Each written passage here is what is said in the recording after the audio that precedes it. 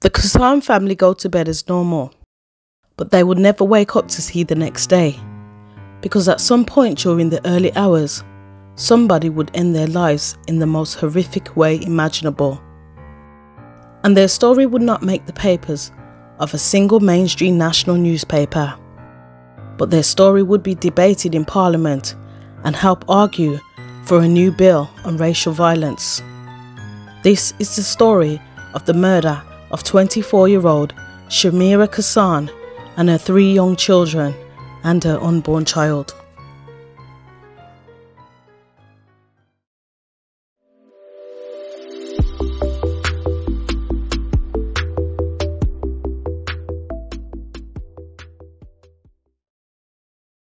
In 1984, Mirz Kassam, his wife Shamira Kassam, and their 3 young sons moved into Oakland Gardens in Ilford East End, Essex. Mr. Kassam was a hairdresser, while his wife stayed at home with the children. But it wasn't the quiet, happy family life they had imagined it would be. Racial tensions had been brewing in the area, and a lot of Asians had been the target of violence and abuse by white supremacists. At the bottom of their road from them was an Asian hardware shop that somebody had drawn a swastika on.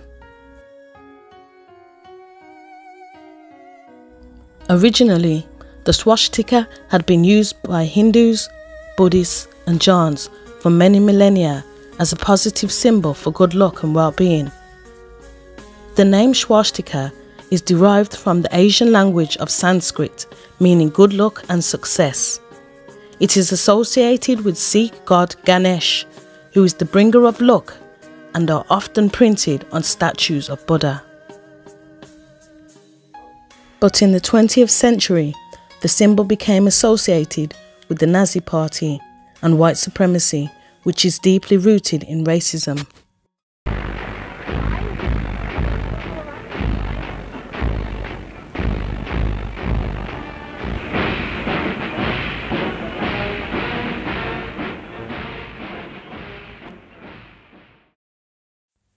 On the early hours of July the 13th, 1985, at around 3:50 a.m, an unknown assailant entered the family's home by climbing in through the kitchen window.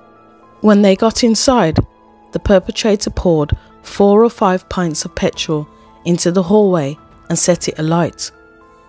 The perpetrator then exited through the back door. Just before the fire, a car was seen speeding away from the house.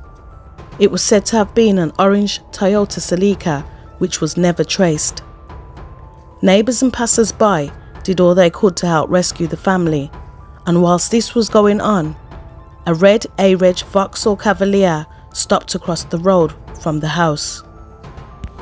There were 5 white men inside, all looking at what was going on, but not one of them attempted to offer any help. A man got out of the red car and stood there watching the house burn.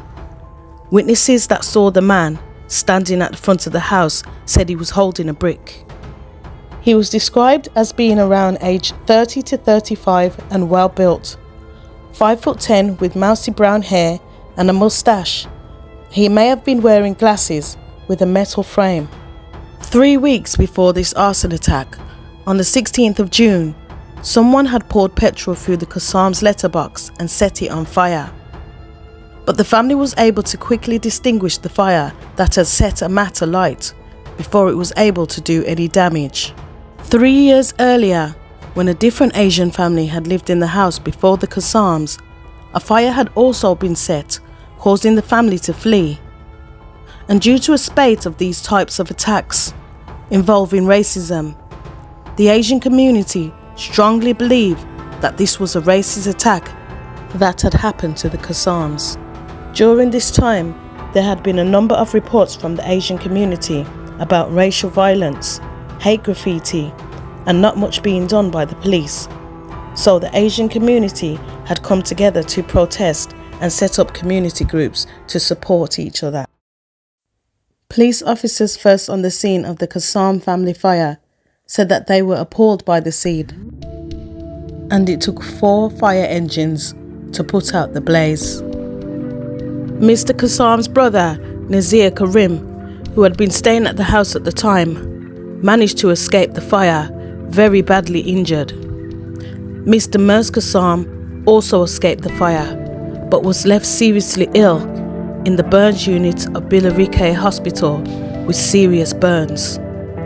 Unfortunately for his wife, 24-year-old Shamira Kassam, who was 8 months pregnant at the time with their 4th child, she was unable to escape the fire and died along with her 3 young sons, 6-year-old Zahia, 5-year-old Rahim, and 14-month-old Aleem. The house was totally destroyed.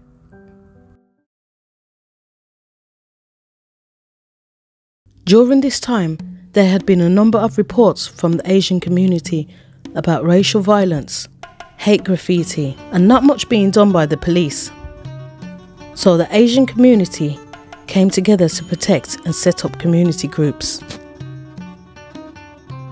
Initially, police arrested and charged Mers Kassam, Shamira's husband, with the arson.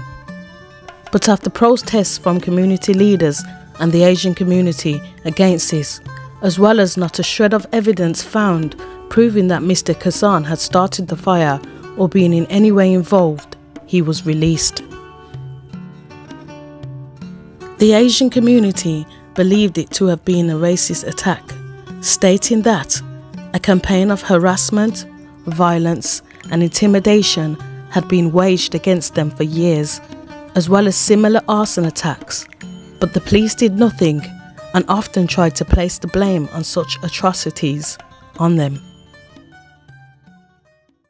Following the fatal arson attack, police drafted in extra police, as well as dog handlers, to try and reassure the Asian community. The fatal arson attack was also brought to the attention of Labour MP for Leighton, Mr. Harry Cohen, who pushed for a bill that would outlaw racial harassment by giving powers to landlords and local authorities to evict proven racists from their home. MP Mr. Cohen said that the bill would protect many defenceless families living in a state of siege and entitle them to the rights of peace and comfort in their own homes. He also stated that this bill will give legislative powers to evict proven racists rather than forcing victims to flee for their own safety. The law would also instruct police to conduct investigations and keep records of such incidents, as well as record their findings. But the bill was denied by then Conservative Prime Minister Margaret Thatcher, who expressed sympathy for the Kassam family murders, but she was not prepared to make any effort to bring in legislation to combat this increasing form of violence. Another racial harassment bill was put before Parliament in 1986, but it also failed in the House of Commons, as it was said that its chance of success in the immediate future were unlikely. Reports were done on a large number of studies on racial violence in relation to local housing policies, which determined that tenants were still facing large incidents of racial violence, but only a few housing associations and landlords were recording the incidents, if at all.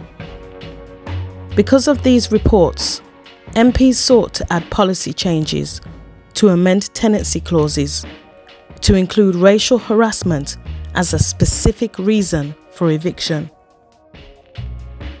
But the amended bill was denied in 1992 when reintroduced by MP David Winkle, and then again in 1994 because, according to then Home Secretary Michael Howard, he said, "All violent crimes, regardless of motivation, can already be dealt with properly under existing legislation." The murder of Shamira Kassam and her 3 young children were never reported by any mainstream newspaper, Neither was the investigations, and the murderer was never caught. No other information about Shamira or her family could be found. مفتاح الجنة لا إله إلا الله لا إله